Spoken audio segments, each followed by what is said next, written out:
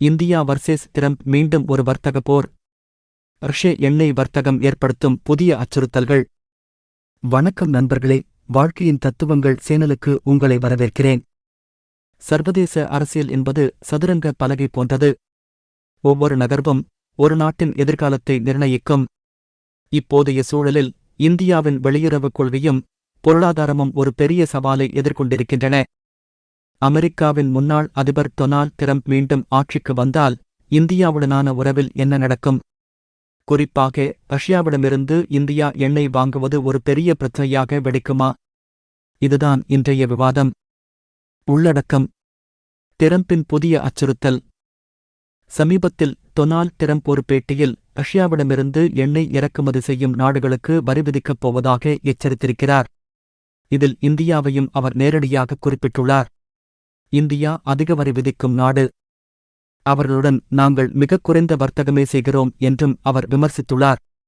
இது டிரம்ப் மீண்டும் அதிபராக பொறுப்பேற்றால் இந்தியா மீது கடுமையான வர்த்தக கட்டுப்பாடுகளை விதிக்கக்கூடும் என்ற அச்சத்தை ஏற்படுத்தியுள்ளது. இந்தியாவின் நிலைப்பாடு: ரஷ்யா-உக்ரைன் போருக்குப் பிறகு சர்வதேச சந்தையில் கச்சா எண்ணெய் விலை கடுமையாக உயர்ந்தது. அப்போது தள்ளுபடி விலையில் ரஷ்யா எண்ணெய் வழங்க முன்வந்தது. இந்தியாவின் எரிசக்தி பாதுகாப்பு மற்றும் பொருளாதார நலன்களைக் கருத்தில் கொண்டு இந்தியா ரஷ்யாவிடமிருந்து அதிக அளவில் கச்சா எண்ணெயை இறக்குமதி செய்யத் தொடங்கியது.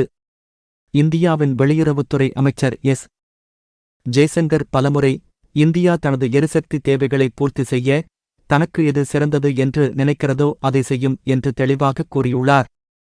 3. டிரம்ப் இந்தியாவின் உறவு கடந்த காலமும் எதிர்காலமும்.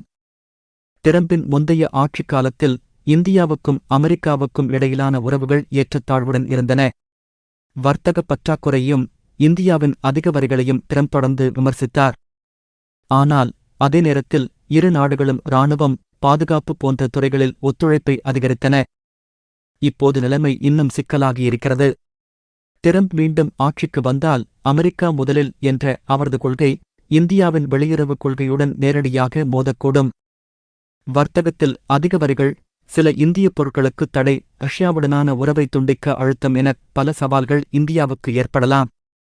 ரஷ்யாவின் பதில்: டிரம்பின் இந்த அச்சுறுத்தல்களுக்கு ரஷ்யா உடனடியாக பதிலளித்துள்ளது.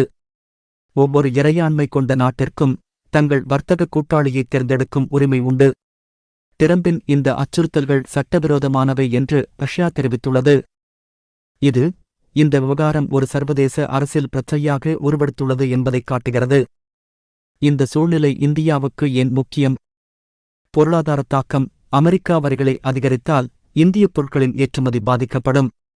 இது இந்தியாவின் பொருளாதார வளர்ச்சிக்கு ஒரு பின்னடைவாக அமையலாம். எரிசக்தி பாதுகாப்பு: ரஷ்யாவிடமிருந்து மலிவான விலையில் எண்ணெய் பெறுவது நிறுத்தப்பட்டால் இந்தியாவின் எரிசக்தி செலவுகள் அதிகரிக்கும். இது உள்நாட்டுப் பொருளாதாரத்தில் தாக்கத்தை ஏற்படுத்தும்.